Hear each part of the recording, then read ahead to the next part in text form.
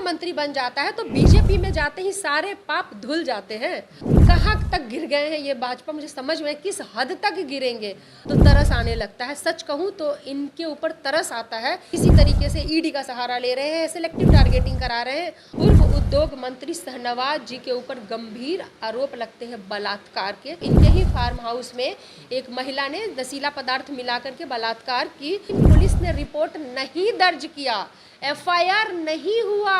कहाँ लेके जा रहे हो देश को? क्या कर दिया है देश के साथ? एक महिला चिल्ला चिल्ला के कह रही है मेरे साथ बलात्कार हुआ है। नमस्कार, आप देख रहे हैं लाइव सिटीज और आपके साथ मैं हूं वसीम खान।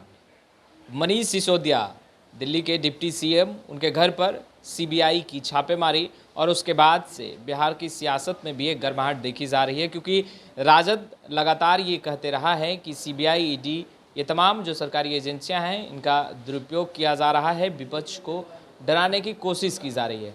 देखिए, इस विषय पर हमारे साथ बातचीत करने के लिए ऋतु जायसवाल जी हैं।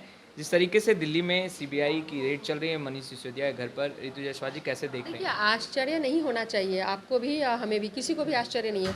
अगर बीजेपी लगातार विपक्ष पे हमलावर है और अपनी ही एजेंसी, अगर आप कहें ईडी और सीबीआई के द्वारा और इनके द्वारा अगर वो छापेमारी लगातार करवा रही है, मुझे ईडी पे कोई प्रश्न नहीं करना है, मुझे सीबीआई पे भी कोई प्रश्न नहीं, मतलब कोई ये नहीं करना है। लेकिन समस्या इस बात से है, मुझे जो समस्या है वो सिलेक्टिव टारगेटिंग से है। Why selective targeting? अगर ईडी को टारगेट ही करना है तो वो सिलेक्टिव नहीं होना चाहिए। हेमंत विश्व शर्मा का नाम तो सुना ही होगा, असम के मुख्यमंत्री हैं, जिन पर बुकलेट जारी किया जाता है और वाटर सप्लाई स्कैम में उनके ऊपर बुकलेट जारी करके भ्रष्टाचार के आरोप बीजेपी के द्वारा लगाया जाता है, और वही व्यक्ति कांग्रेस छोड़कर बीजेपी में आता है और आज असम का मुख्यमंत्री बन जाता है तो बीजेपी में जाते ही सारे पाप धुल जाते हैं। और उसके बाद विपक्ष को लगातार जो है सो आप लोग टारगेट करने रहते कि किसी तरह ऐसे नहीं वैसे, बस सत्ता पाने की इतनी ललक। कहाँ तक गिर गए हैं ये भाजपा, मुझे समझ में किस हद तक गिरेंगे। मुझे कभी कभी होता है ना कि कोई इंसान जब मतलब बीमार, मानसिक रूप से बीमार हो जाता है तो तरस आने लगता है। सच कहूँ तो इनके ऊपर तरस आता है कि मतलब अपने आप को बचाने के लिए किसी तरीके से ईडी का सहारा ले रहे हैं, सिलेक्टिव टारगेटिंग करा रहे हैं। और खुद जब इनके भ्रष्ट मंत्रियों की भरमार जहाँ पे है और वो उनको वो पद दे करके और सारे पाप धुल जाते हैं। और मनी लॉन्ड्रिंग का असली जानते हैं, मनी लॉन्ड्रिंग सुना होगा, जहाँ पे कि ईडी वाले आते, उनका क्या काम है ईडी वाले का कि जो भी मनी लॉन्ड्रिंग के मामले हैं, काला धन वाला, उसको उजागर करना है, यही मामला है ना ईडी का। एकदम एग्जाम्पल बढ़िया देते हैं। भाजपा जो है ना वो एकदम मनी लॉन्ड्रिंग वाला ही काम करती है। जितना भी आपके पास काला धन हो, जितने भी आपके ऊपर आरोप लगे हों, आप भाजपा में शामिल हो जाइए, आपका सारा काला धन सफ़ेद हो जाएगा, आपके सारे मामले ख़त्म हो जाएंगे।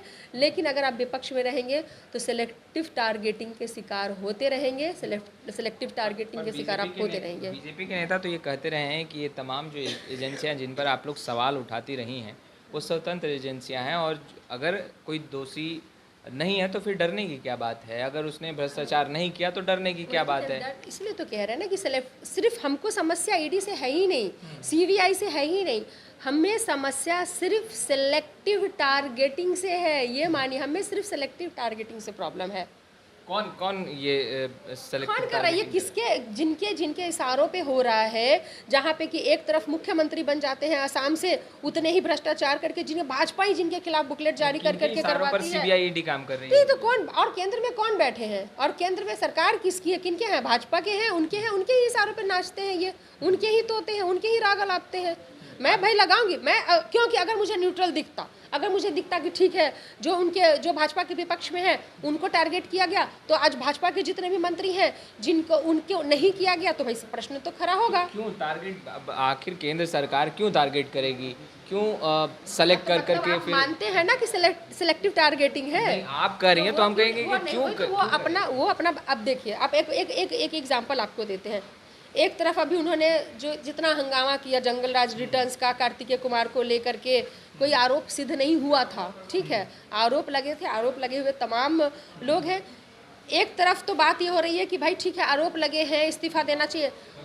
एक तरफ इनके जुम्मा 8 दिन पहले के पूर्व उद्योग मंत्री शाहनवाज जी के ऊपर गंभीर आरोप लगते हैं बलात्कार के, 4 साल पहले छतरपुर के इनके ही फार्म हाउस में एक महिला ने नशीला पदार्थ मिला करके बलात्कार की, उनके साथ हुआ, ऐसा उन्होंने रिपोर्ट दर्ज की, लेकिन पुलिस ने रिपोर्ट नहीं दर्ज किया, एफआईआर नहीं हुआ। सोचिए, उसके बाद कोर्ट ने, हाई कोर्ट ने भी कहा, लोअर कोर्ट ने कहा एफआईआर दर्ज करो, लोअर कोर्ट ने कहा एफआईआर दर्ज करो, एफआईआर दर्ज नहीं हुआ। हाई कोर्ट ने कहा एफआईआर दर्ज करो, एफआईआर दर्ज नहीं हुआ।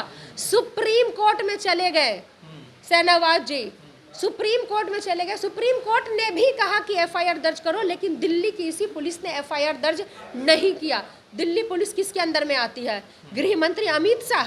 गृह मंत्री अमित शाह जवाब देंगे इस बात का कि आपके पुलिस ने एफआईआर दर्ज क्यों नहीं किया। इस तरह की घटना 375 जैसी घटना, जिसमें तुरंत आपको एफआईआर दर्ज करना है, जिसमें महिला खुद आकर के कह रही है कि मेरे साथ बलात्कार हुआ है, 375 और प्रूफ होने पे 376, जहां पे सश्रम 10 साल की कारावास उम्र कैद और उसके बाद फिर या तो ये 10 साल की सश्रम कारावास या फिर उम्र कैद की सजा है, जिसमें वैसे मामलों में जहां एफआईआर दर्ज नहीं होता, आज ये ईडी और सीआईडी और इसके भय दिखाते और सेलेक्टिव टारगेटिंग करते हैं। ये है, ये एग्जाम्पल दिया है मैंने आपको कि किस तरह से सेलेक्टिव टारगेटिंग करते हैं। ये देख लीजिए, बिहार में एक आरोपी पे इतने जंगल राज रिटर्न्स और 4 साल, बाप रे। आप सोचिए, प्रशासन का दुरुपयोग कर रही है। आप खुद, आप जिस भाई, आपने थाने ने एफआईआर नहीं लिया, लोअर कोर्ट ने एफआईआर नहीं लिया, हाई कोर्ट ने एफआईआर नहीं, हाई कोर्ट के कहने पर भी एफआईआर नहीं लिया गया, सुप्रीम कोर्ट के कहने पर भी एफआईआर नहीं लिया गया। भाई अब क्या, कितनी बेइज्जती कराओगे? कहाँ लेके जा रहे हो देश को?